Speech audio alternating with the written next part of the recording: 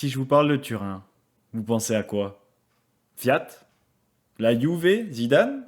Ou tout simplement à la ville? Non. Moi aujourd'hui je vais vous raconter quelques périodes de succès et de tragédie du Torino Football Club. Io questa maglia sognavo da bambino, quando giocavo ancora col trenino. Mio padre andava sempre al comunale, c'era il Torino, Torino da sognare.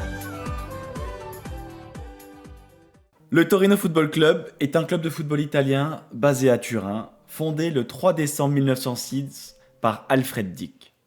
Le club est surnommé le Toro en Italie.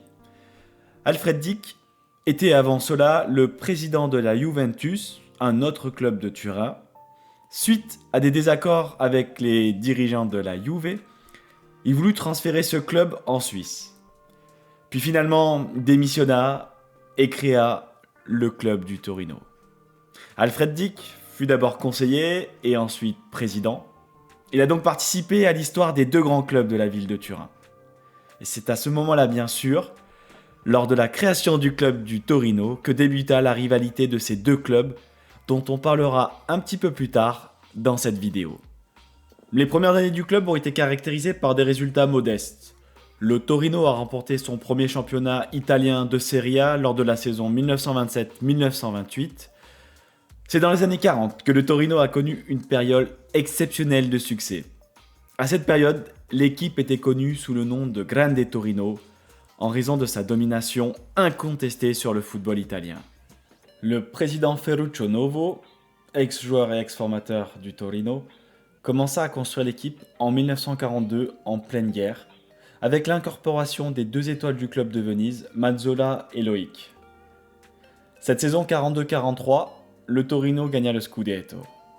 Avec la guerre, la ligue fut paralysée. Il n'y a plus eu de compétition jusqu'en 1945. À ce moment-là, le Gran Torino était déjà irrésistible. L'équipe jouait avec un système ultra-offensif, délaissant assez les positions de défense. La conception était l'œuvre du directeur technique Ernst Epstein, un Hongrois d'origine juive qui, en raison des lois de l'époque sous l'ère Mussolini, avait dû travailler dans la clandestinité. Epstein ne voulait pas d'un jeu ultra-défensif qui commençait déjà à voir le jour dans le calcio, notamment chez les deux grands rivaux du Toro, l'Inter et la Juve.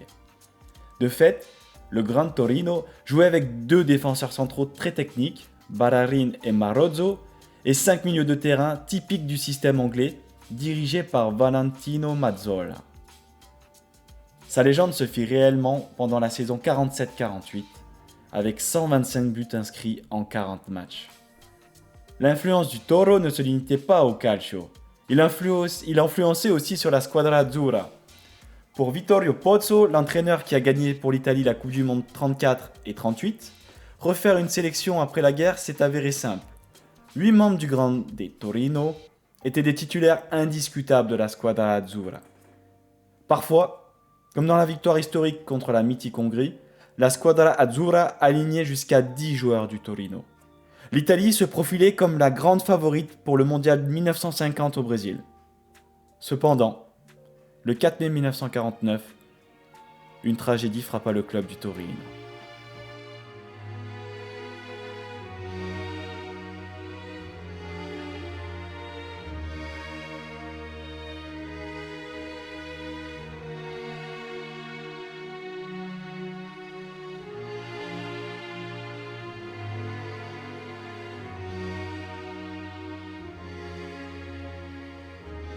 Le 4 mai 1949, le Torino était en route pour rentrer à Turin après un match amical contre le Benfica, à Lisbonne, au Portugal, pour le jubilé du capitaine portugais Francisco Ferreira. L'avion, un Fiat G212, transportait l'équipe du Torino, ainsi que des journalistes sportifs et l'équipage. En raison du mauvais temps, à l'approche de Turin, la visibilité était réduite, les pilotes décidèrent de descendre à une altitude basse. Le 4 mai 1949, à 17h03, l'appareil Fiat G212 s'écrasa sur la colline nommée Superga, où figure une imposante basilique qui surplombe la plaine du Pô à quelques kilomètres de Turin. L'accident a coûté la vie à tous les membres de l'équipe de football, aux journalistes et à l'équipage, soit un total de 31 personnes. Cet événement a eu un impact dévastateur sur le monde du football italien et a mis fin à l'ère de la Grande Torino. La tragédie de Superga a plongé le pays dans le deuil et le Torino a dû reconstruire son équipe à partir de zéro. De l'équipe type ne restait qu'un seul joueur, Sauro Toma, qui n'avait pas pu effectuer le déplacement pour cause de blessure. La mémoire des joueurs du Torino décédés dans l'accident de Superga est toujours honorée. Et la tragédie reste un moment douloureux dans l'équipe et dans l'histoire du club et aussi dans le football italien en général. Chaque année, des commémorations sont organisées pour rendre hommage aux victimes de cette catastrophe aérienne qui a laissé une marque indélébile dans l'histoire du sport. Après cette période, le Torino a été forcé de reconstruire son équipe à partir de zéro. S'ensuit après pour le Torino une période comme à ses débuts en fait, de haut et de bas, avec dans les années 70 quand même. Là, un regain un petit peu pour le club, où ils acquièrent le titre de champion sur la saison 75-76. Puis après, ils participent à diverses Coupes d'Europe. La période faste était passée. La tragédie avait frappé. Dans les années 90, ensuite, ils font quand même une finale d'Europa League, sur la saison 91-92. Et puis après, c'est l'ascenseur. C'est l'ascenseur entre Serie A et Serie B. Des années de relégation, des années de montée, des années de relégation, des années de montée. Le Torino fait face aussi à pas mal de soucis financiers. Aujourd'hui, le Torino est une équipe de plutôt milieu de tableau. Ils ont revu quand même l'Europe dans les années 2015-2016. Par contre, il y a une chose pour l'instant dont on n'a pas parlé.